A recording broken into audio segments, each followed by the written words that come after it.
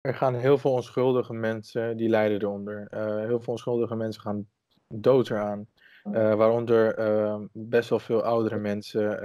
Het kan familie zijn, het kan vrienden zijn natuurlijk, het kan iedereen zijn. Maar sinds kort is het ook zeg maar, geworden dat jongere mensen de virus krijgen.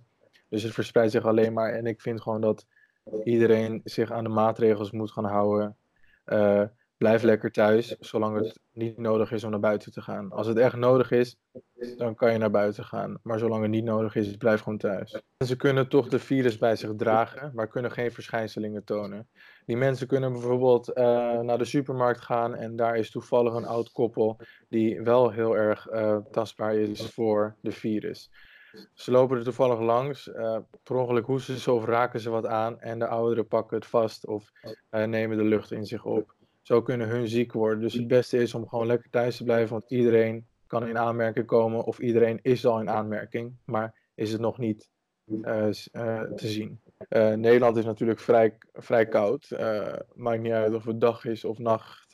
Het is gewoon heel erg koud, dus de virus blijft makkelijker hangen en kan tot ongeveer 12 uur op een metalen plek blijven hangen. Ja, daarentegen Aruba, dat is natuurlijk pittig warm.